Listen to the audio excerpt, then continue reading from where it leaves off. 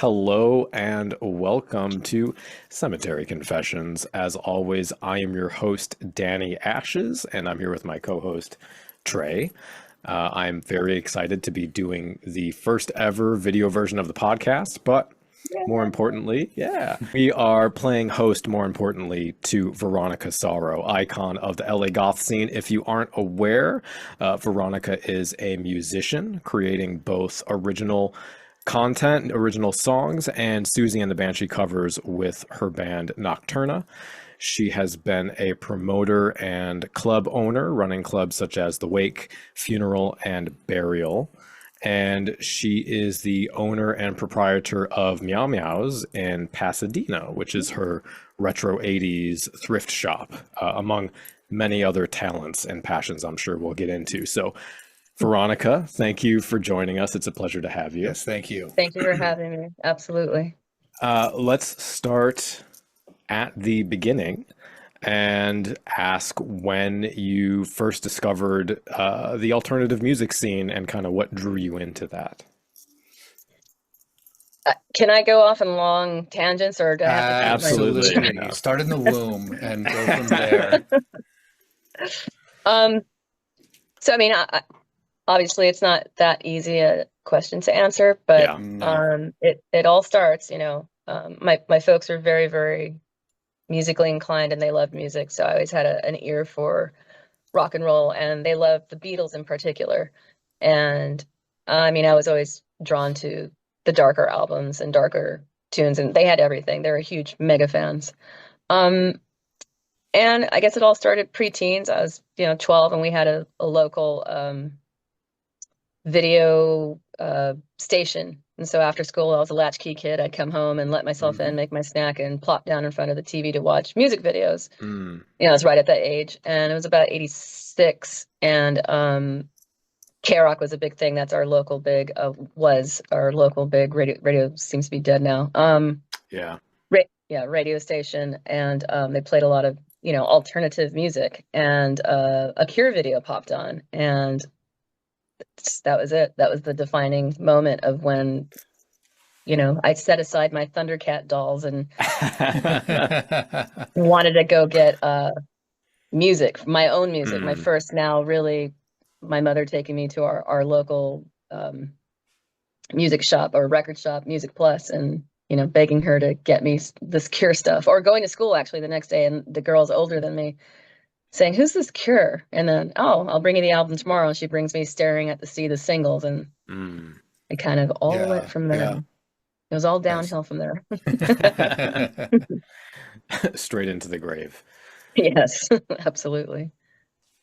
What was your, I don't remember the details, but I seem to recall an interesting story about your first experience at a goth club early in your life. Can you share what that was? Yeah. So, I mean, with the Cure and all, it was right before summer. Kids always transition between grades, and I came back wearing black in 8th grade, and people automatically start calling me. Back then, it was Waver or a K-Rocker. Oh yeah. Like, okay. Waver or a K-Rocker, and not because of anything. There really weren't fashion magazines. I was super, super young. It was just literally the Cure just conjured this absolute darkness in me, because I was collecting everything at that point. I went and got everything, and I was deeply in love with all their singles that I picked up, which had just come out. And then the following year, it was Kiss Me, Kiss Me, Kiss Me. So that's 2 albums of just bliss. And then picked up all the singles, and then I picked up Pornography, 17 Seconds, Faith, Boys Don't Cry. So it just, it was never ending. And I hadn't even really seen more videos yet, but I guess what I'm trying to lead up to is the blackness, and then of course ratting up the hair. I actually have it pulled back in a ponytail right now, but usually I have a giant I've had giant ratted hair since the 80s.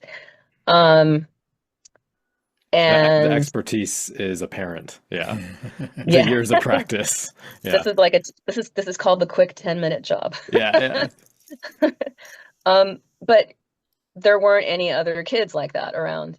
There's kids that knew K-Rock, and Depeche Mode and the Smiths were huge at that time, and it didn't really resonate with me. I'm not saying they're not great music, but The Cure really, really, for whatever reason, resonated with me, and the black and the makeup and the hair and just impersonating him and looking like him and dancing like him in the mirror and stuff. And then I had a lot of older friends in junior high, and there was an all ages dance club called Maryland's Backstreet, and I was dragged along one night, and it was incredible. I'd never been in a dance club just for kids before, obviously, and I remember seeing Goths for the first time, and it was just a beautiful little circle of kids in black shrouds and black lace and dress, and just, you know, that. Wonderful. It was fantastic. I think it was, I believe, it wasn't even that deep a goth cut. I wish I remembered what it was, but I remember, I just, you know how you have, I was just telling my husband this morning, like when you have memories, it's like a little snapshot in time, and you just remember that moment, and you don't really remember anything before or after, but it's just like a little snapshot, like a little reel of like maybe a minute or less. And I just remember looking out onto the dance floor, and it was, you know, the club was black and fog, and the DJs were up high, and the lights were purpley and swirly, and they were just so in love with the music. And I'm like, yes, I mean, that's how I dance when I'm alone to my Cure album. So I was like, I was in love immediately with the expression and the fashion and just the vibe and the romanticism of it. So that was my first encounter with goth, as it were. I love how deeply that resonates with me as well. Just even having gotten into goth probably 10 or so years after that, having my first goth club experience, and having a very identical sort of feeling and vibe and emotion. I love that sort of shared experience across borders that goth elicits. That's really a beautiful. Actually, I'm looking over at, I forgot to mention this. I've been ordering some defunct goth magazines online, and I had one that came last week, completely unrelated to this interview, and you'll probably know when I show you, but it's the Pestilent Windfolk magazine, and I opened it up, and the first interview in here is you. Okay. And I just thought that was a fun synchronicity that I had to bring up. I don't know if you remember doing that interview at all, but what was this? Is the public, or is the editor Ayaho? EYAJO, and was the year about 2000? It says December Joseph. I think this is 2016. Yeah, about 2016. Yeah, Joseph. Yeah. Yeah. That's I've never actually held a copy because really? We're going through crappy times. Because, yeah, I'll have to have you show that to me later. Can I actually have to put my glasses on? For sure. I'll send you some photos of it. Yeah. Okay, yeah. I mean, it's apparently a very beautiful book, and yes, it is. Yeah. When it came out, at that very precise moment, I wasn't at liberty to buy it. I was really having to scrimp and save because of the store. So I unfortunately never secured myself a copy. And I'm like, can't you just send me one copy considering I'm in it? He's like, it's really hard. Yeah. So hopefully I get my hands a hold of one copy, because I hear it's very beautiful, very lush. It is. It's probably even the feel of it. It's, I think, the highest quality goth mag I have, and I have lots of them. So yeah, it's really a treat. Yeah. He said, in so many words, it was very expensive to put together. So I appreciate him not just being able to toss one my way. I think, do you mind me asking how much you paid for that, or where you found it? Actually, I guess the original publisher is still selling it on their website. I think it was between $20-$25. That's not too bad at all. No, which is reasonable. Yeah, I think they're just still printing them off. Okay, that would make sense, since it's so many years later. If they're repressing them, the first pressing was very expensive. Well, for me at the time. So good. Well, excellent. And I'll reach back out and try to grab a copy. Yeah. Sweet. All right. Well, speaking of music, as that is a music magazine, I did kind of want to start with music and ask a few questions around that. So obviously, you brought up K-Rock. Siouxsie is very clearly a big influence of yours. Now, for those of us outside of LA, the first thing we think about is death rock, you know, Christian Death, The Bags, Castration Squad. And Siouxsie to me is a very different vibe from that. So I kind of wanted to ask, what was it about the Banshees that impacted you so profoundly, and how did that influence bleed into your life? Very much the same way The Cure did. And it was almost like it was a female-fronted version of The Cure, but so much different. And obviously, you know, I had a penchant for ratty black hair. So, you know, my young self is just, and then she's just probably, well, in my opinion, the most beautiful woman in the world. She's just striking and stunning in every single way. Absolutely. And has made such an impression on millions of women all over the world with how we do our makeup on a daily to feel beautiful. And I've never considered myself a beautiful person or a good-looking person, and my husband hates it when I say this, but I don't I have like it when you say that either, Veronika. It's just, you know, I guess, you know, it's not about comparing beauty standards, but the millions of women that she's impacted. If I could ever meet her, it would just, I get emotional just thinking about it. Like, you have no idea what you've done for beauty standards of people who are, you know, well, people who are thinking outside of fashion magazines. You know, it's you and your particular vibration and style. But and it's funny, I hated her at first. Okay, and that was only because I'd seen a picture of her hugging Robert, and I was like, touching my Robert Smith. He has Mary. Why are you touching him? So I'm like, slut, and I'm like 14, right? It was really silly.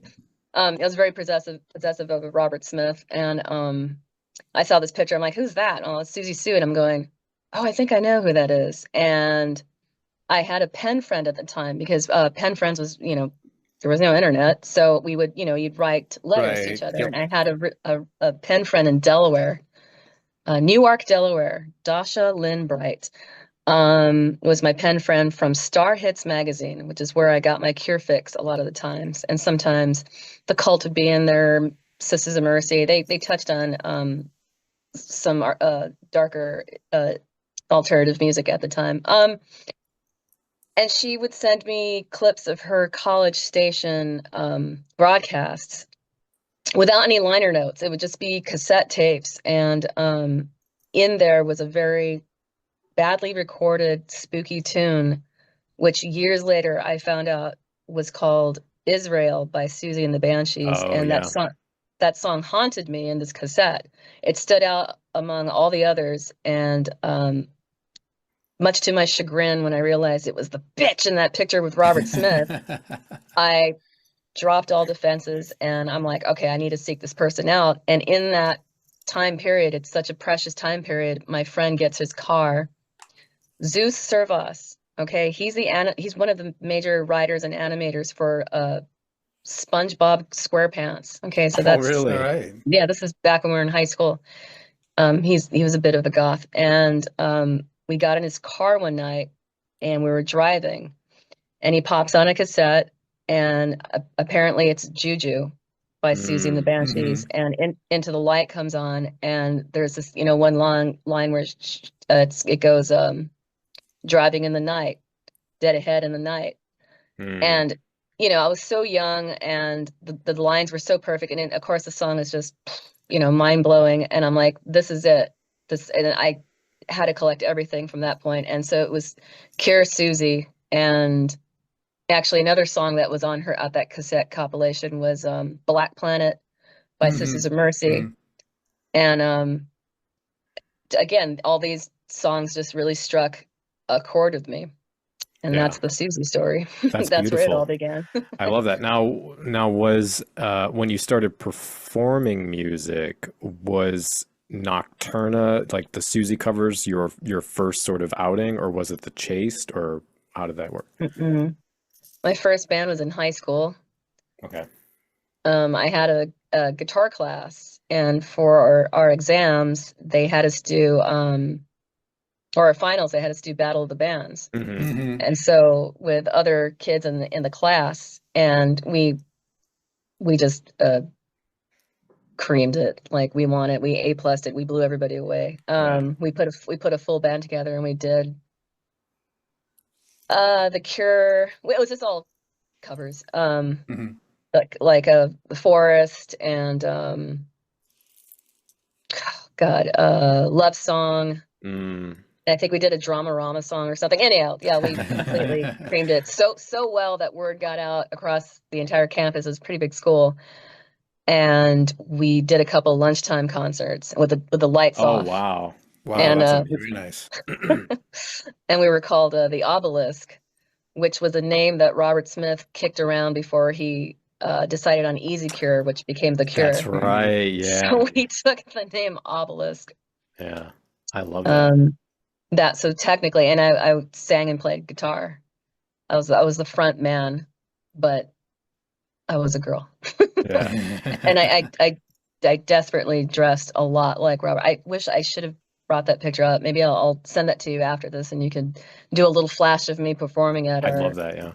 our many lunchtime concerts. It's me in tight black jeans, Iron Cross buckle boots, white button men's shirt, and like a blazer with my hair just very 80s. Yeah. Yeah. So did any of those friends carry forward into other bands, or was that just isolated high school? Isolated high school, yeah.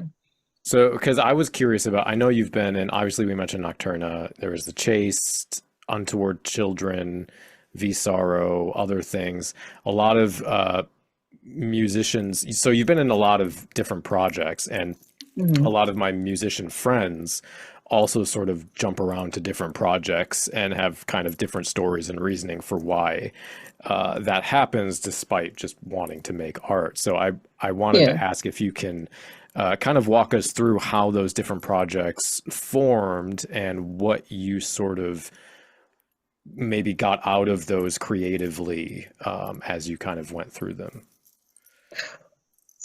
So first, music, I like I said, my family was very musically inclined. They're the ones that introduced me to guitar playing and stuff. We always had an organ. We had a Morgan brand organ in the house growing up, so I played organ. Okay. And then I acquired my own keyboard and amplifier and guitar rig. Wow. And all that in high school. So I immediately started writing music, and I went to the music store and picked up, pedals like flanger and reverb and all that stuff. So I really had the Cure sound down, and the Cure starter pack. Yes, exactly. And an EBO. Great. Yeah. So was always just kind of creating music on my own, but really didn't record or do anything about it until which one was my first band? I guess it would have been just, V Sorrow, Veronika Sorrow. That's 4 songs I did and recorded. Just as the tip of the iceberg. I still have a bunch of songs up here, and I don't, decades later, I still haven't done it. And I go, why didn't you ever do it? I'm like, oh, I guess maybe one day I will. I should. But life just carries you away. And picks you up and does, it has its way with you. Yeah. And it threw me in different directions. But, when one band did, in fact, turn into different, because there's me sort of always wanting to perform. And I never wanted to do a Siouxsie tribute, by the way. It was, I wanted my own identity. I didn't want to be a Siouxsie clone or a Siouxsie wannabe, although I was seen that way because I absolutely, loved her and her style absolutely resonated with me. It's not like I tried to copy everything she did. I was completely inspired by what she did. So in the clubs and in the club scene, as I got a little bit older, I'm talking like 18, because we started at 12-year-old Veronika. Now we're at 18-year-old Veronika. I was approached to sing for a Siouxsie tribute, and I said, one night only at my club, and the lights will be off. I don't want anyone to even know it's me. And that didn't really work out because everyone found out it was me. Of course it's me. But good or bad, the bug bit, and it was just too good, and I really didn't know I could pull off singing. I'm not saying I sing exactly like her, but I try to do the best I absolutely can. I try to, pay as much homage as I can to her. But I mean, yeah, I were you gonna say I was something? going to say that's hard because she's definitely one of my hooks into the scene as well. She's got a very dynamic, expressive voice with a lot of yeah, color to it, and being yeah, able to inhabit that vocal technique is challenging because it is so singular. sing on a daily, and I'm not a singer by nature. I'm more of an instrumentalist, but I have my ideas, so I Hmm. always ended up being the singer. So I think I sing all right. I pull it off. Yeah, I think you definitely do Siouxsie justice, really, really well. And actually, that was something I was curious about. Excuse me. Something I was curious about was how you approach doing a Siouxsie cover versus how you approach, and also putting your own stamp on that without, making it uniquely yours versus how you approach like an original song, what that process is like. I mean, with the Susie tributes, well, well, the first band, I'm going to give you some tea on that one because I don't care. All People right. need to know the truth here. Perfect for a goth podcast. Yeah. Dude, I'll go ahead and say it because I do have some really bad feelings about it. The thing is, I had witnesses with me, and he's still with me to this day. Witness the insanity, why I left this band and went ahead and started my own. But it was Happy House that asked me, and he was very polite about it. The guitarist, the guy who put it together, Elias, I think his name was. Yeah, everything was great, but the only odd thing was he kept on bringing his wife or girlfriend with him, and that's always a red flag, but I didn't care. So the three of us are getting together. We had a drum machine instead of a drummer, and she insisted on being there, and it was just a really bizarre vibe. And so we go and we rent a rehearsal studio one night, and this is after we had already done a show, and we were doing a new song. I don't remember which one it was, and I brought a drummer in. It's my current drummer now, Delano, and we're sitting there at Pasadena Rehearsal Studios, and we're going over a new song. I'm looking at some lyric sheets, and I tap him on the shoulder because he's, preoccupied with his guitar, and I point to my lyric sheet, and I just kind of go over something really quick, and he's like, yeah, yeah. I'm like, cool. Go back to doing the song. Song's done, and this is the girlfriend and or wife who is there again, but sitting behind the drummer watching us from behind. She gets up, she taps me on the shoulder and does this, like, I need to speak with you outside. And I'm like, okay, what's going on? And this is a woman that hardly will speak a word to me, which made it also more weird. Just basically got very ghetto in my face and said, don't touch my man ever again because I'm the woman, or I'm his woman. Jealous. And I'm Yeah. going, it was the most bizarre. And I started laughing because I'm thinking, oh, this is a prank, right? And all the guys come out with their eyes like saucers, and I just go, I don't know what this is about. Is this real? And so he pulls her away, and he's like, I'll go take care of this. And I looked at my drummer Delano, and I said, we're out. And so I don't do well with hostility, and I don't do well with bizarre. Yeah, that was Well, just too yeah, I much. mean So yeah, that's that what made me turns start. your business relationship into something weird for no It reason, was right? Right. Yeah. Yeah. That's the God honest truth. I don't know what he said because I'm sure he's trying to make me into some villain, but I Sure. all I did was my job, and I know he was quite embarrassed from, her behavior. And silly me, 16 17 years ago, I actually stayed on board. And then he started off with, well, he emails me asking me to change how I dressed and sent me pictures of Susie back in her more I'll say her tomboy era. In the very beginning, she was very Hmm. punk and pants, and Yeah. she Yeah. wasn't she hadn't blossomed into her sexuality yet. And as a young woman, and was telling me to knock, because I would wear cat suits, like vinyl cat Hmm. suits, just uh, Susie. Yeah. And Hmm. wifey wasn't having that, and so through her told him to tell me to knock off how I'm dressing, to dress more conservatively, and that's when I basically tell him to go fuck himself. Yeah, that's And exactly what I would say. I Yeah. I mean, I should have said that ages ago, but that's what prompted Nocturna, and it's been going ever since with some hiatuses, and I put it away totally when Siouxsie left the building, as it were. I'm like, well, Mm, I guess it would make more sense that I would keep going after she left, but it was almost too painful. Like when I yeah. realized she Right. wasn't coming back Yeah, after yeah. Manta Ray, I'm like, she's gone. So, and then life goes on, and I had other bands and, and all that good stuff. But yeah, I just recently rebooted Nocturna in 2023 because she came back to my backyard, Pasadena, Right. California. Yep. And I mean, there were rumors the year before, and I'm like, I don't know. But some real good insiders were saying, yeah, it's going to happen. I'm like, okay, I won't believe it till I see it. And sure enough, like my inbox at 8 a.m. was blowing up with people going, look, look, look, look, look. I'm like, okay, here it is.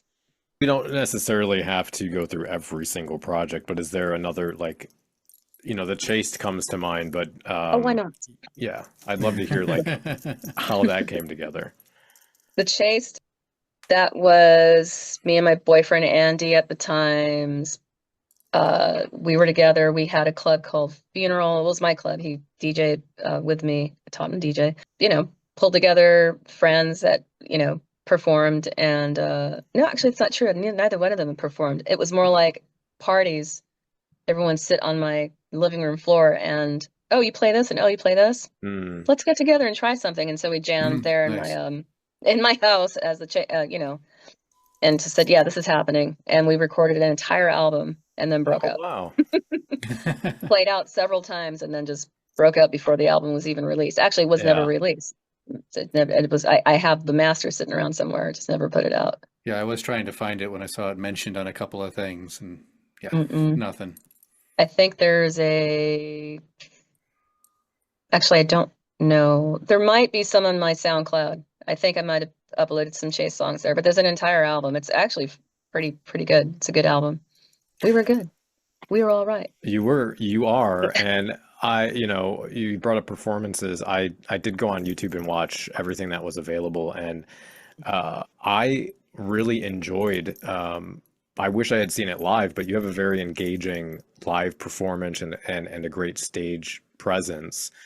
And so I thought a good question around that would be to just sort of ask if you have a kind of planning process or anything that goes into doing those live performances. Um, I would say there's much of a planning process, really, more just it's organic. Uh, Hmm. um, whatever that, because I love to dance. I Mm, dancing and I don't do it enough anymore, which is really sad. But that's Yeah.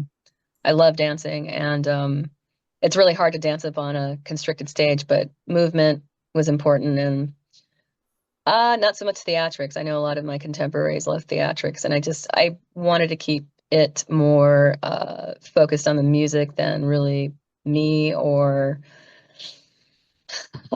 fashion, I guess. And that's just coming probably from the school of Robert Smith saying, "Don't look at mm, me, just love my music." And I'm like, "We're looking at you."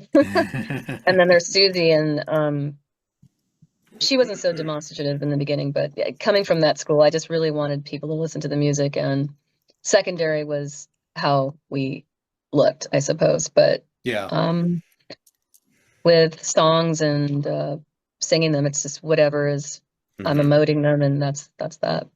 It did occur to me to ask, and we can not answer this if you would like. I don't know if you had a chance to listen to the new Cure single, and if you had any thoughts about that. Um, Serendipitously, I call it flashlights when I can't go to sleep. My husband calls it flashlights, like when you look outside and you see a cat or a raccoon's Yep. eyes Yep. in the backyard. So he'll get up and go to the restroom like I'm just sitting there watching TV or something, and or videos. It's usually music. He says you have flashlights. Anyhow, it was one of those mornings, couldn't get to sleep, and when I finally came to bed, I switched on TV again to listen to my crime stories or something to fall asleep to, and because YouTube knows my algorithm, it said uploaded 5 minutes ago, The Cure Alone. I Mm, said, get out of wow. here. Get out of here. So it just happened to be that it was 4 a.m. when it was uploaded our time, and it had just gone up. So I Wow. was one of the original viewers, and I was like, well, that's my cure, Yeah. my cure heaven. I know I'd heard it before, because he was there, you know, they were playing it before, they Live, were playing it. yeah. Yeah.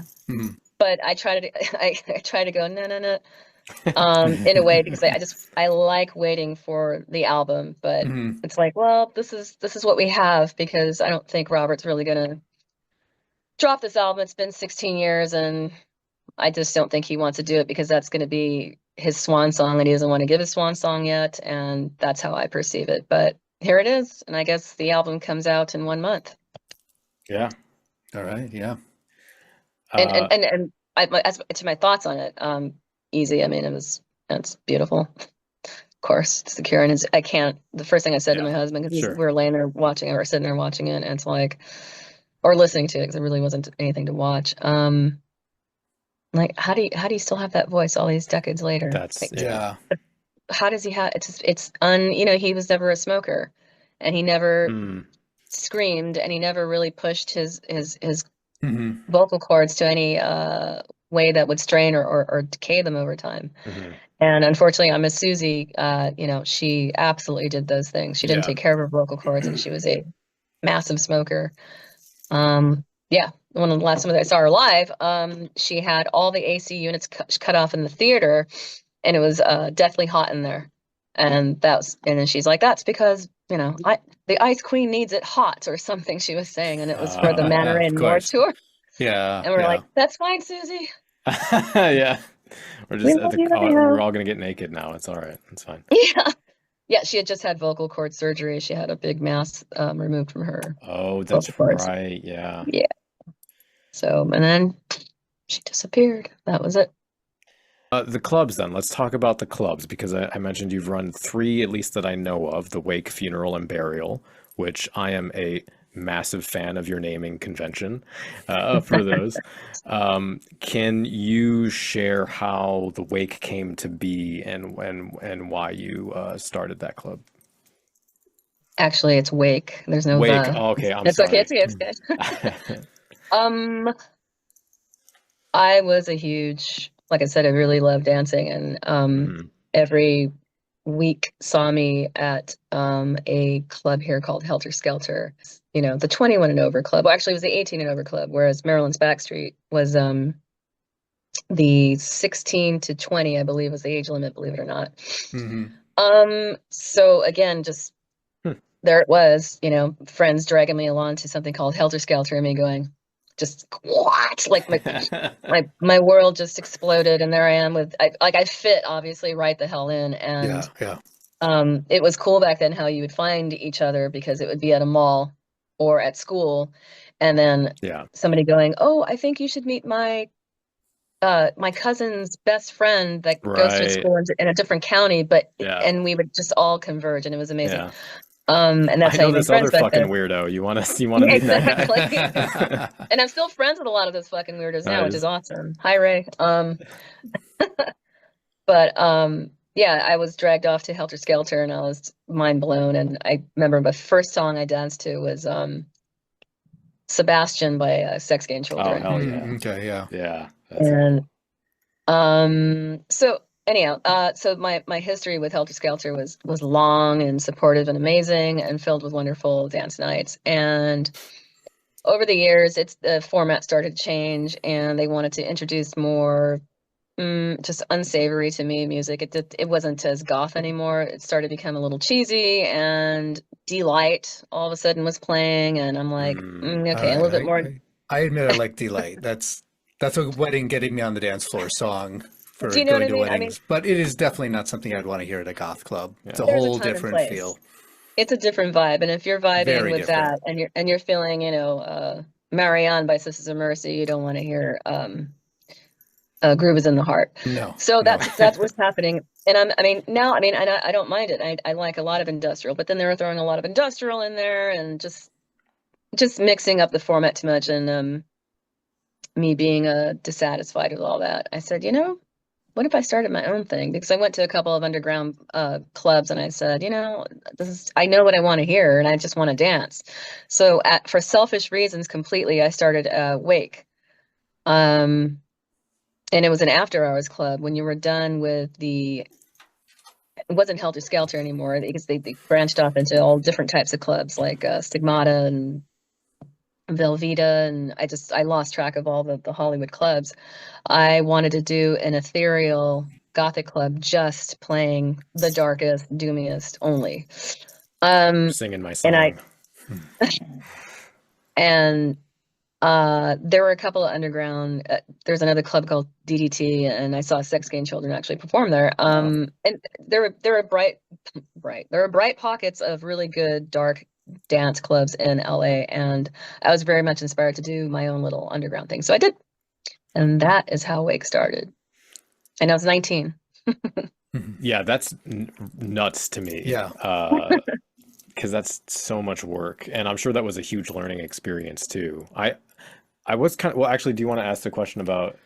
Well, yeah, I mean, you kind of touched on it a little bit, but one thing I noticed when I was reading sort of about some of the stuff online about your journey through clubs, you tended to very much situate yourself, like you were saying, as an alternative to this sort of transformation of goth clubs into the more goth industrial, I think this was like what, mid 90s heading into the 2000s era, Yeah, when future yeah. pop was coming up, when agritech was coming up, when really that sort of rave scene was creeping its way into. It turned into something called the grave scene. Oh This yes, is no, where. I'm aware of gravers. Oh, okay. Just like Yeah, it's the same thing happened over here. yeah, no, the graver thing was definitely a thing, and I mean I have similar opinions. I mean I like a lot of industrial stuff too, but I tend to gravitate more towards the older stuff, your Skinny Puppies and things like that, when it was still kind of hewing towards the throbbing gristle idea of it's not Hmm. about being danceable, it's about being confrontational and Yeah, weird and unsettling. And I big into that. But as they started adding more rave and trance and the sort of influx of the gravers, and really focusing on danceability, which personally, as someone who loves to dance, I find songs that are quote unquote danceable to be some of the least inspiring songs on the dance yeah. floor, because there's Well, yeah. no space for interpretation anymore. It's here is the beat, you bounce here, here, here, here, here, and that's all there is. Yeah. Whereas something with space, something with some ambiance, you can be expressive, you can feel the music, you can dance to different elements of the song and back and forth. And I really find that to be a fun challenge and game and just mode of expression. And I find that was really lost in that era. And I found it really interesting how you were situating your clubs as an alternative to that, I guess, simplified, danceable evolution that the goth industrial, or I guess industrial goth, you could say, is as far as the priorities went at that time. Yeah. Yeah, exactly. I couldn't have said it better myself. Yeah, that. Yeah. Well, good. I'm glad I could answer my own question. Yeah, like you answered it. You're good. All right. So, Yeah. well, I was curious, just sort of as to, I know throughout my life there's been lots of debates around, oh, this club night sucks for that, and this club night sucks for that, and everybody kind of wants to complain, and then nobody goes anywhere, and then the club scenes disappear. And so I know you kind of struggled through different phases and different opening different clubs and things. So I was curious what that sort of Mhm. cultural zeitgeist was, as far as how healthy the scene was, what people wanted to go see, that kind of thing. Um, we're touching into the goth scene now, the Oh real nitty boy. gritty.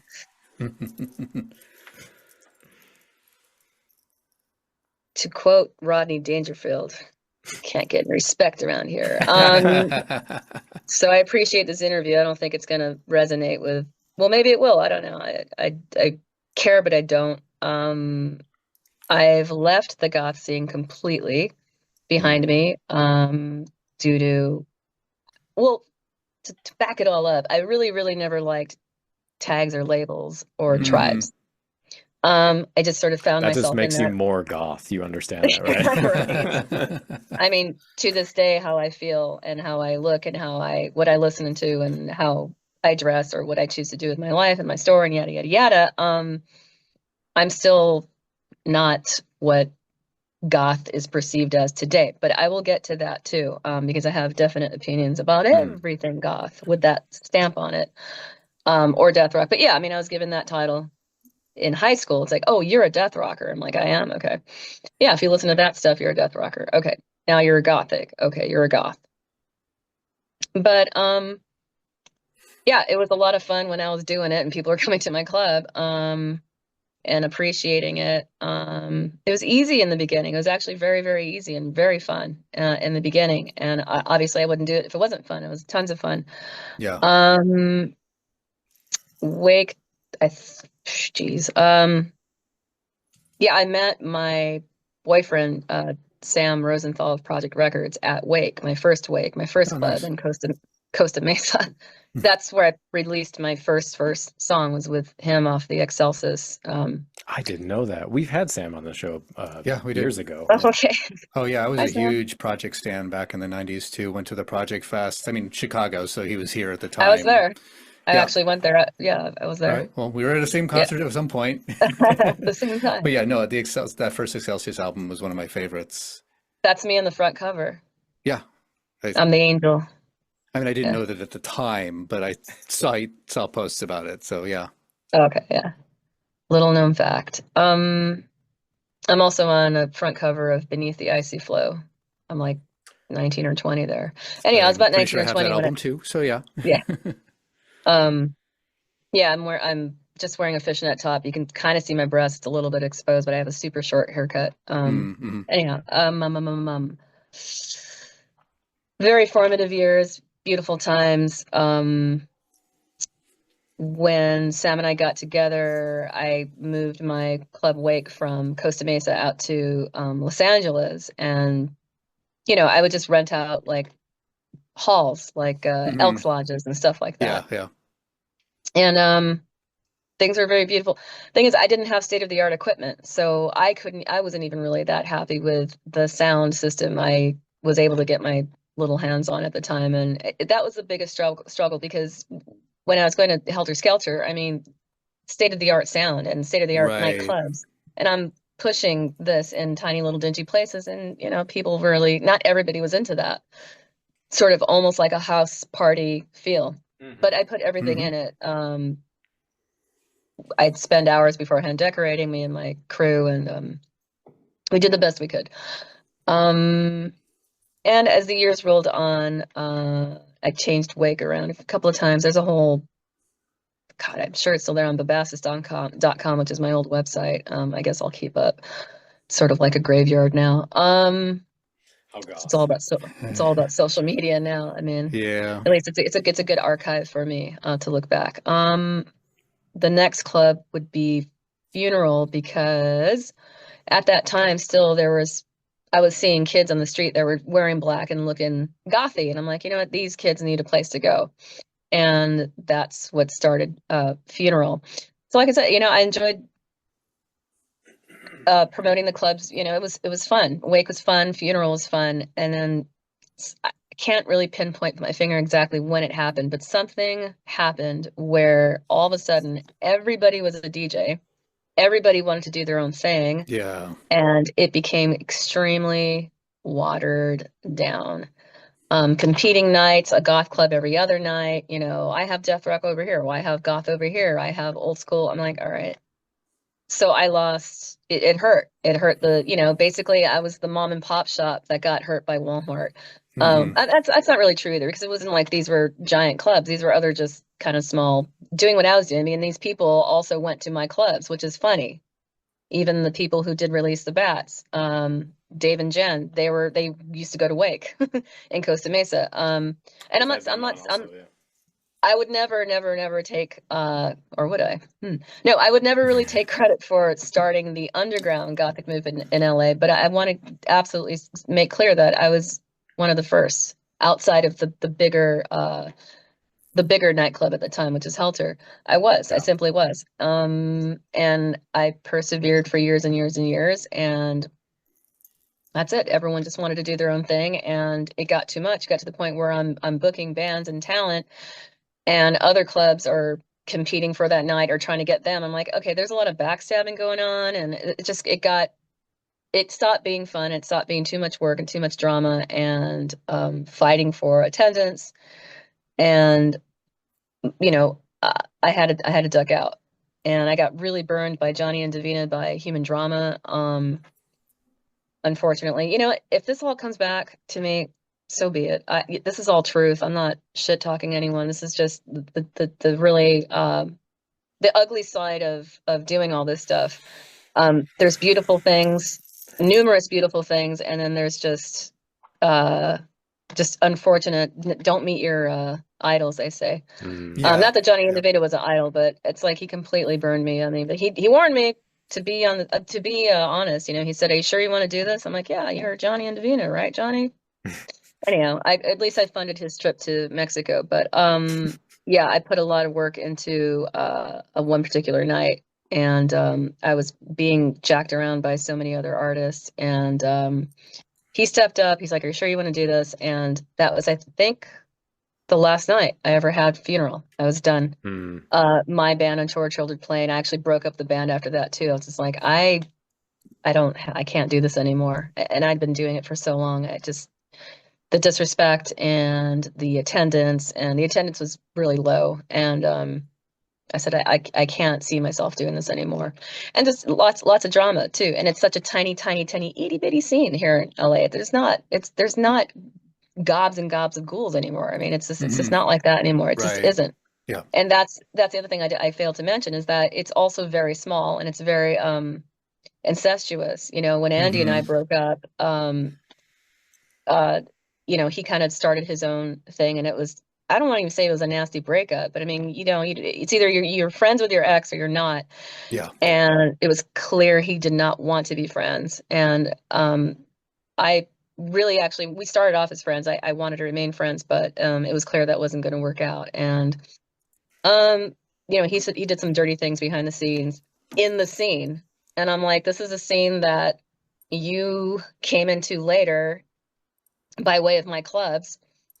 It's just weird to see backstabbing like that and pettiness on all fronts from so many different people. So you're not, I hope you realize by talking to me that you were going to get into this. I have very, I have, okay, what am I trying to say here? I don't want to say I have mixed emotions about the goth scene, but I don't have love for it anymore at this time in 2024 whatsoever. And I'm trying to tell you why. What started off as a passion project that carried for years and years and years, just turned into a lot of bullshit. And it's like, okay, I'm done here. I don't want anything to do anymore with this tribe. And I left it, and it's been fabulous. I'm like, oh wow, a life without drama, a life without he said, she said, and this and that. And it was really nice stepping away from it finally. And when I started my club, when I started my store, MeowMeowz, in 2009, I've been drama free for the most part since then. Ta-da! Hey. Although I did research funeral for a second, and that was a lot of fun, but I also had to stop that too. But yeah. Yeah, I do want to get into MeowMeowz. But I totally understand, because anyone who's been involved in the scene, and obviously you're at a different level where you are involved in sort of projects with money that's going through, and also just lots of different people trying to put out their creative visions. And I think once you get into those sort of networks, that does happen. But even as somebody myself who only kind of DJ'd casually, but just kind of talked to people in the scene, there is no shortage of drama and backstabbing and hurt feelings and that kind of thing going on.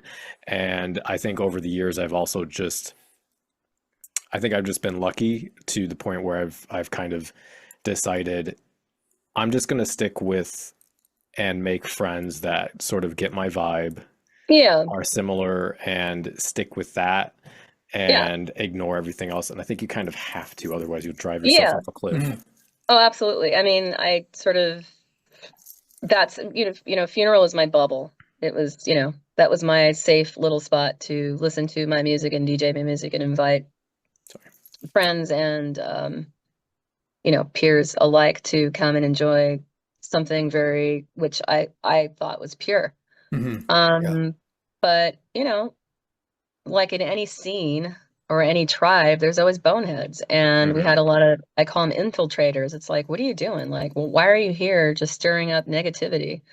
Right. I Yeah. don't see Gothic as negative. And I Mm. guess some people are drawn to goth because they think it's a negative, black, dark, Yeah. It's the whole evil. edgelord, gotta be Yeah, edgy, gotta scare the straights, all that bullshit. it shouldn't, it's not that. But, that's just my, uh, I guess, innocent, ignorant way of seeing it. And I don't think a lot of people necessarily liked me because of that. I stayed clear of drama, and I guess people didn't like me for that too. So I'm just going, Yeah. I'm not going to bend over backwards to please anyone. If someone is deliberately running their mouth about me, it's so, I'm like, I'm an adult, man. You need to Yeah. grow up, and Yeah. that's the other Yeah. thing. It's I like, don't have time Right. for that.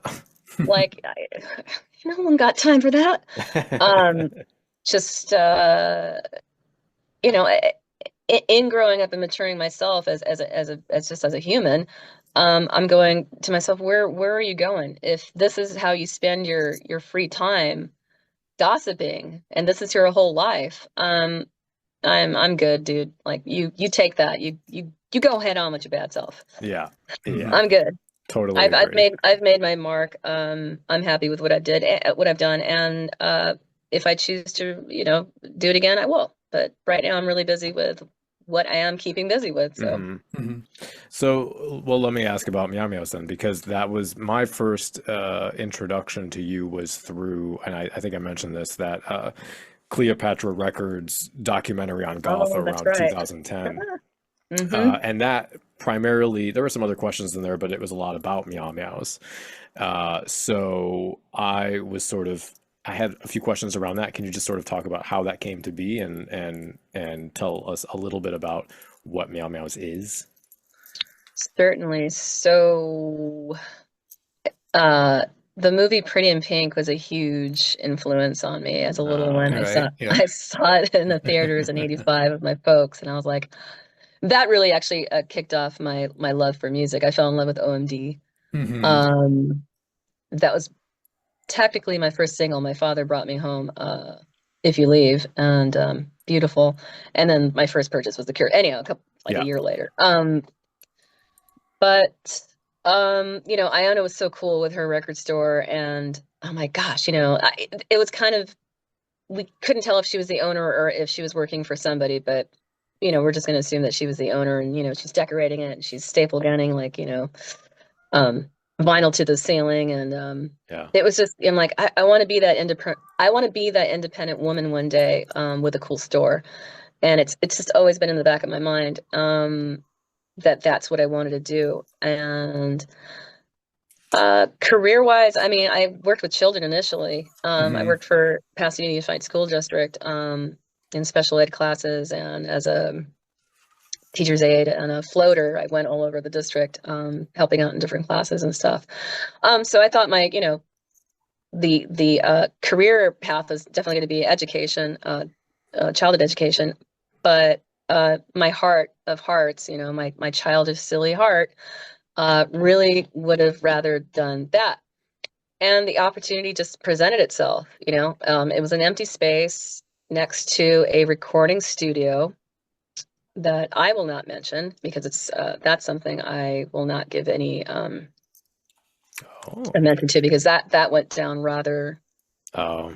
Yeah. deliciously gross. They're no longer there. There's another studio there, but there was an empty slot, or space, I should say, rather, connected to it, and just sitting around talking to the guy who was running the recording studio, and it was a rehearsal studio and a recording studio, actually, coincidentally, where Happy House were rehearsing, and the wife wanted to kick my ass for Yeah. touching her man. So it was the same spot. So basically, a room opened up next door that was for lease, and I said, I've always wanted to open a store. Hmm. and then it all just came in, and this is early 2009, late 2008, and I opened my doors to the public on October 10th, 2009, meaning this October 10th, in 9 days, it'll be 15 years old. Wow. Yeah, That's big wow. nuts. Yeah. Yeah, Congratulations. thank you. I guess one of the things I'm curious about from, I don't know if it's sort of from a business aspect or what, but I know for me and the people I'm involved with, there's a big sort of DIY push, a sort of like anti-fast fashion kind of thing, even though Mhm. a lot of people still buy a lot of products from Amazon and, you know, Walmart or whatever. And also Hey, it's, I'm gonna pause you right there. yeah. Don't knock Amazon. I'm sorry. Just a quick pause. There's been some medications that Oh, we're sure. all Yeah. we're all homeopathic here, and I know you and I have talked a little bit about it, but this demonizing Amazon thing, I'm not on board with. Just so Mm. you know. Okay. All right. Fair I, enough. I yeah, yeah. I'll go and support a small business before buy something from Right. Right. Amazon. But when your loved one is very ill and needs something right away, and your insurance is dicking you around, I, if you can get that same homeopathic remedy in 24 hours, yeah. yeah. So Yeah. yeah, Medical, Amazon's really pulled us out a lot. yeah. Medical treatment is stupidly Yeah, expensive. So yeah, anything yeah, you can, yeah, I can yeah. understand that. The dichotomy there that I'm thinking of is sort of the way that I've seen over many years, uh, business, brick and mortar stores, magazines, a lot of like the clothing designers I bought clothes from in the early 2000s, a lot of them will go under, because they either get undercut or they're just people can't afford to buy things or whatever the reasons are. And it's always sad to me because, like, for example, we had Chris from Procession Magazine on a couple years ago, and they went under in 2023.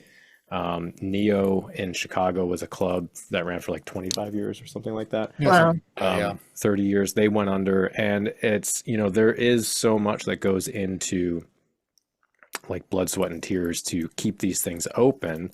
And I always tell people, like, support your local business if you can, because it's really Yeah. difficult. So I just was curious what that experience from your end is like, and if you find people aren't will, you know, I don't even know if it's like individual designers that provide things to your store or just things you find or whatever, but are people willing to still come to a store now and buy things, or do they just want to order stuff online, you know? So MeowMeowz is very much a shopping experience. Hmm. I curate everything from head to toe there.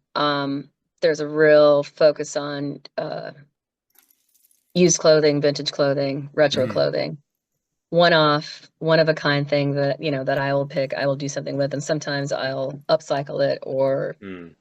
customize it some way or make it unique in some way. I don't have boutique prices, but the store itself looks like my bedroom from like circa 1989, 90. And I have like old high school friends come by and go, "Oh, this is exactly what your room looked like." Exactly. All my original Kira and Siouxsie posters are on the ceiling. Yeah, So, that's Yeah, yeah. amazing. I would be um, terrified. I would be absolutely terrified that some like little shit kid is gonna come in and, like, you know, throw darts at the ceiling or something. So, you know, something oh, not. I mean, as it is, I mean, they're pretty beat up. I mean, they've been loved over the years, and I use a Yeah. staple gun to put them up, so I'm not Oh, too okay, fair precious enough. about them. But it's like, you know, I kind of believe in items showing their wear and tear, and Yeah. Mhm. just like Yep. I know how I got that tear there. I actually see some milk still stained on one of my Siouxsie posters from when I tripped in my bedroom in high school, dropped an entire bowl of like tricks or something, Uh-huh. and the milk went splattering everywhere and got on the poster. And there's these cute little crystallized white dots. Anyhow, um, it's okay. So, um, you know, it's very much a shopping experience, and I've always, you know, worried about that. But we have one of a kind vinyl footwear. It is more like a thrift shop experience where, but with a, you know, a darker punk or a new wave edge, where you Hmm. go in there and you're just picking through one item at a time, just, you know, to see what you find. Yeah. And I personally have always loved thrift shopping. I Yeah. love thrift shopping. Yeah. You never know what's going to be. So, you know, one person's treasure is, or one person's trash, another person's Yeah. treasure. It's kind of the philosophy we have there as well, but it's all very much rock and roll themed.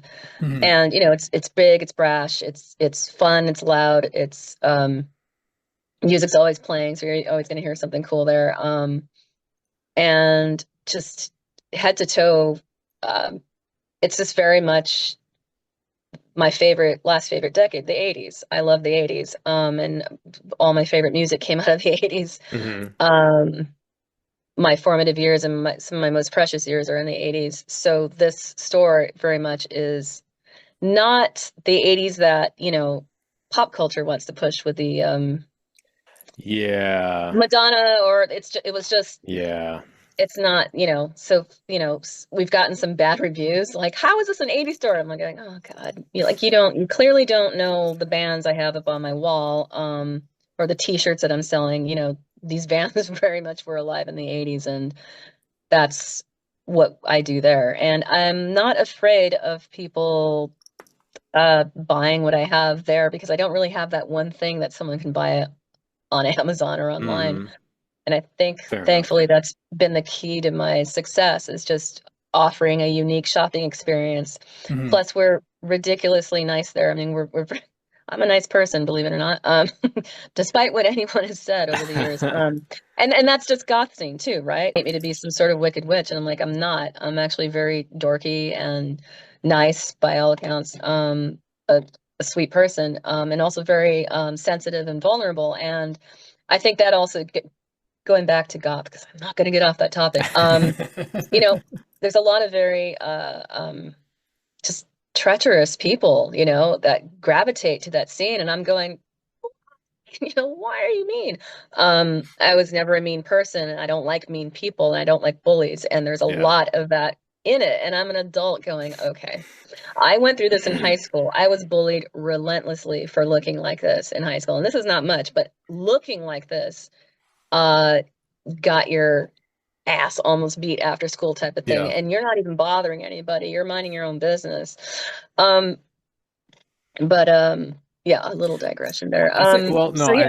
I just like one of the things that does give me hope, and obviously city to city, uh, the scene's going to be different, but I think over the years from when I was in high school to now, what I notice now, at least in my local area, is that the goths that are in the scene that are like 25 and under do have more of a sort of communal, collaborative attitude, like uplift each other kind of attitude than was prevalent in, you know, the when I was in high school in the early 2000s, 2000 to 2005. And that does, find myself enjoying the company of baby bats Younger goths. because of that Yeah, baby attitude. boots. Yeah. Yeah. Mhm. Yeah, totally. Yeah, it's probably different. Over here I don't see a lot of that in LA.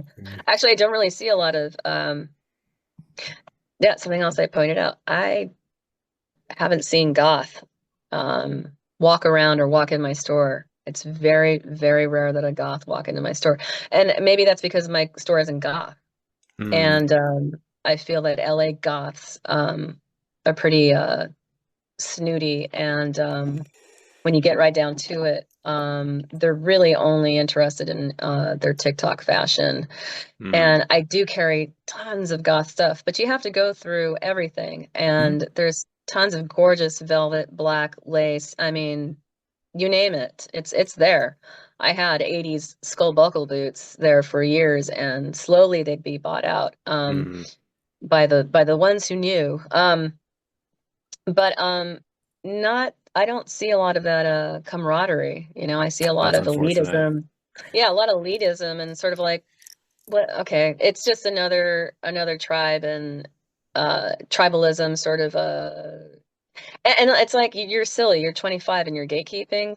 Yeah. You better check yourself. And then I don't, like I said, it's like they come to my store and they don't care or know who I am, and I don't, you know, care to tell them what I've done or what I know. And it's funny, I do have a local goth there in Pasadena, and he thinks he's, you know, really the cat's meow. And I'm sure he's a very nice guy. He is a nice guy, but it's like, you have you have no idea what I've gone through. The blood, sweat, literal blood, sweat, and tears that I've put into the scene that you're now traipsing around in. And I guess I do feel protective of it, but now I just let it go. I've let it go. I mean, I'm like, you go head on. And I don't even know which goth clubs are around or what's going on that's goth, because I've completely just tuned that out of my social media. It has nothing to do with goth. Yeah, I mean, yeah. Does that I can make understand sense? that. Yeah, no, Yeah. I can understand that. And I mean, you're right. Like the scene that we have today is built on a lot of pain and like just bullshit that people went through in the 80s and 90s. I kind of wondered about, we've had various people on from LA, and obviously everyone has their own perspective on things. But I Of do course. always wonder, because it is such a well-known scene and is the birthplace of death rock and all of that, if that sort of Is uh, it? legacy, Who's claiming that? well, yeah, I mean, everyone Yeah, LA everyone Death thinks Rockers, Christian of death course. we're not yeah, going to get into that. yeah, But yeah, no, I think you're right. I mean, Christian Death was born here, and I remember them very well. And I don't even know if they would call themselves death rock. It's just kind of like the yeah, after effect of everything. But that's what goth is too. It's an after effect, because ask yeah. The Cure, ask Siouxsie, ask any of those bands who are considered goth. Hmm.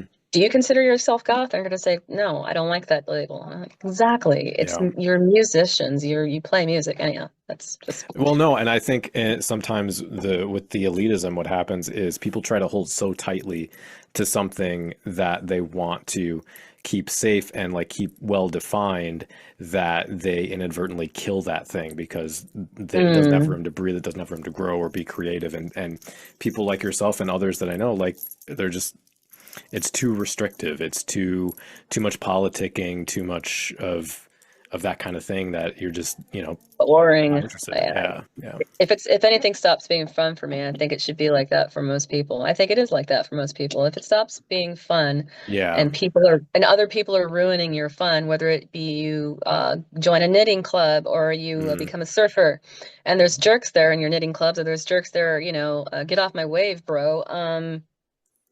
Uh, and no respect given.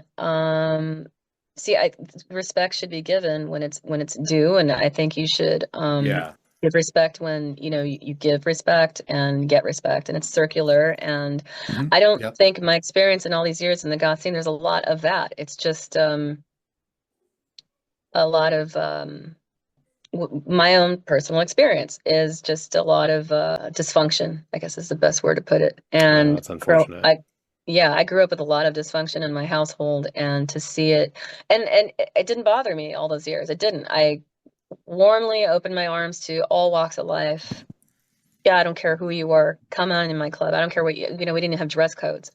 Hmm. Um, and to see what it kind of became later, I'm going, I can't even have fun here anymore because Mm. someone's whispering behind my back. And I'm like, I'm 37, and this is years ago. I'm not 37 now. But at the time, it's like, I'm 37. Why are we still talking like it's fifth or sixth grade? It's Yeah. Hmm. really silly. So that kind of stuff. And yeah, I dip out.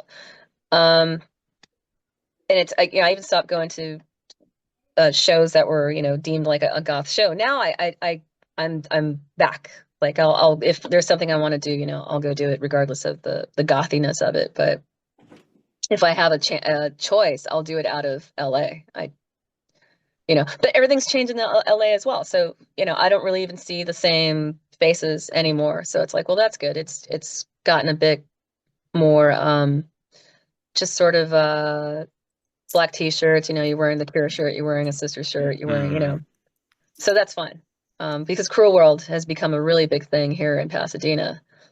And you've heard Yeah, about yeah, those yeah, shows. Okay, yeah. yeah. Yeah. And it's kind of like a middle-aged goth Yep. concert, and it's been great. It's been fabulous. I don't think I'll ever go to another one because I've had experiences there that were just like, I'm not going to top that. I'm good. Hmm. I Hmm. know when to get out of something before it gets really bad. And last year almost was super really bad. And anyhow, that's another story for another time. But Sure, yeah.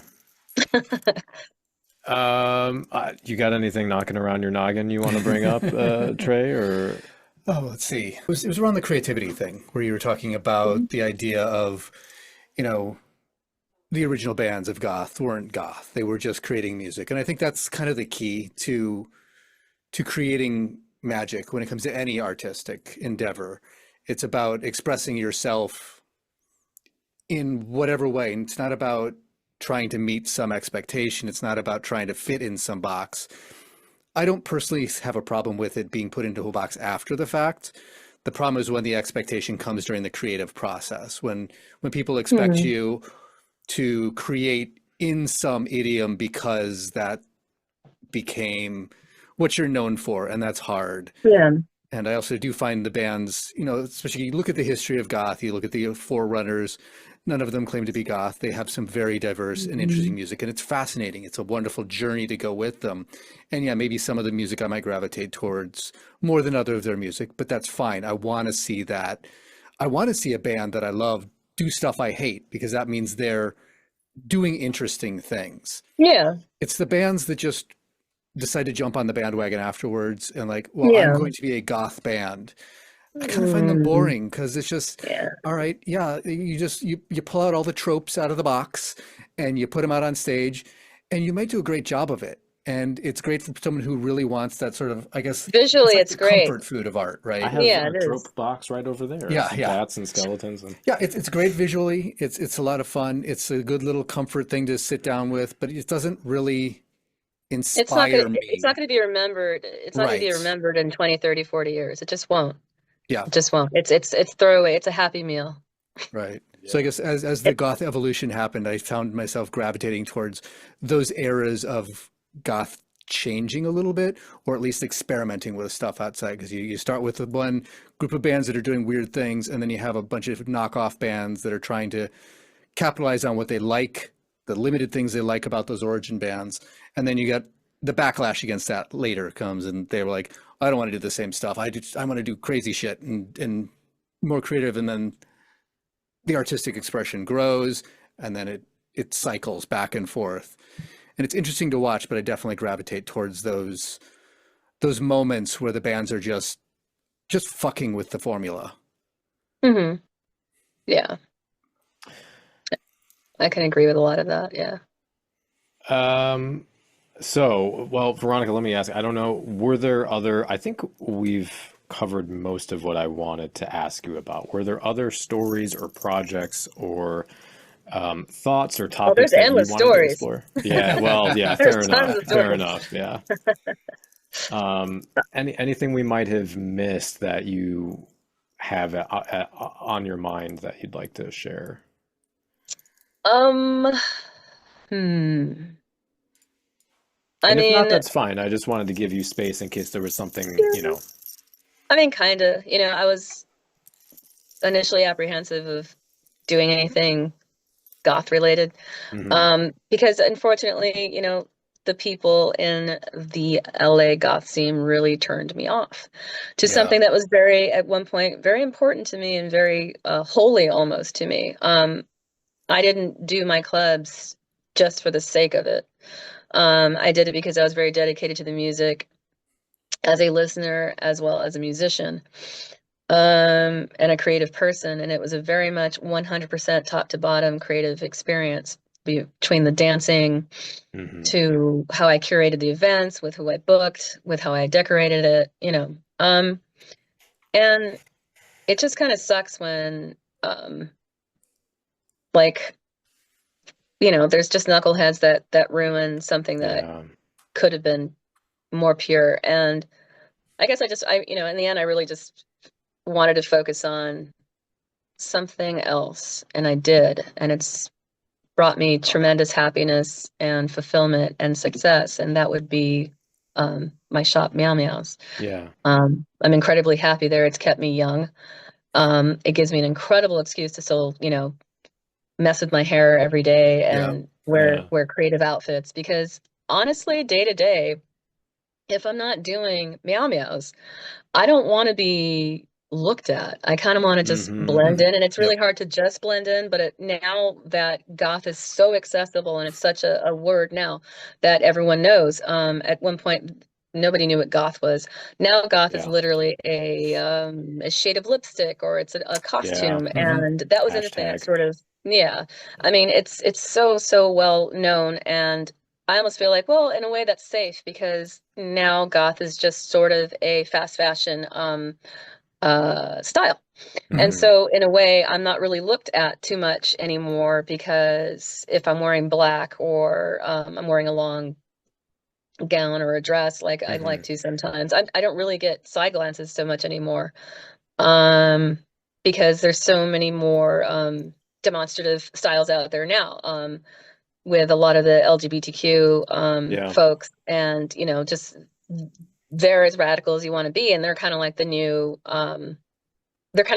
radical punk movement in so many Yeah. ways. Yeah. Yep. Um, and so, I'm just sort of watching, and I see the youth and I see people of all ages march through those doors every day. And I love and I support them all because I know that everybody has their own struggle and their own story to tell, and they have their own passions as well. And I do provide the gamut of things, tools to create your painting in life, whether it be on your skin or what you're wearing, or Mhm. something to adorn your temple with, that is your body. And Yeah.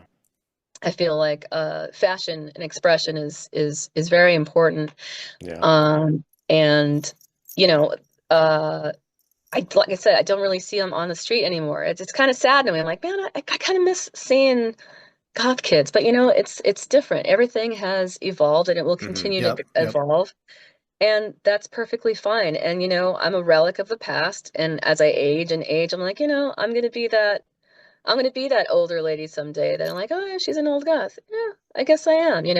A lot of my friends call me an old punk because I was also could be seen, slam dancing in Mhm. backyard pits back in high school because I love punk. That's another thing I didn't even touch on. I love punk rock, absolutely, which is, the opposite of goth, and in so many ways, and Yeah. but not, Yeah. and I made huge friends and wonderful friends with lots of pucks, but in that is also a scene and a tribe, and they're dangerous, especially when you're older, but then again, and that's for me.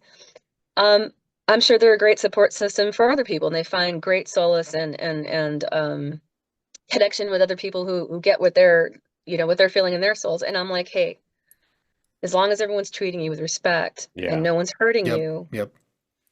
just knock yourself out. And my store, MeowMeowz, is an absolute safe space.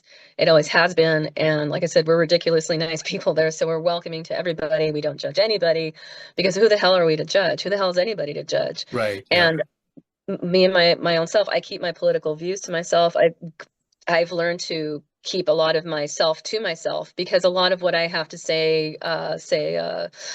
I've shared a lot with y'all, but I mean, there's a lot of stuff I feel like I dare not even speak because cancel culture is such a horrible disease for people like me who have a public store. It's one thing to be spoken badly about in like a club setting or in circles with live bands or something, which I haven't. I mean, 'cause no one can prove anything. I've never done anything to anybody. Damn it. And I'll always defend myself that way. And it wasn't too bad. Again, it's ex-boyfriends that likes to talk is were as deep as it ever got. But I don't think I got close enough to anybody to really let them in with who I am deep, deep, deep inside, because I will be judged for that. And unfortunately, my store will be judged for that. So Hmm. um, I think it's good to keep a lot of your own secrets, to Yeah. keep your personal life personal. And Yeah. I Well, believe in that. I think, sorry, not to interrupt you, but I do think there is a sort of a feeling now, just simply because of the internet, that every single thought you have needs to be out there. What'd you have for Yeah. breakfast? How big was your poop? Whatever. Would you And like to yeah. know? Yeah, but no, I think that was really touching, really beautifully put. I definitely resonated with a lot of that, and yeah, just sort of the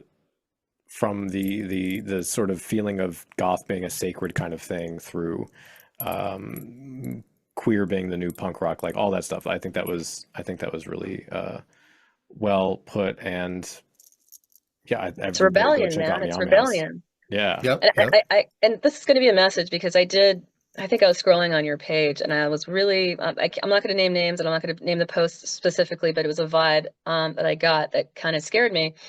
And it was, young goths, people that want to call themselves a goth, and that's fine. Really attacking anybody who thinks outside of their box.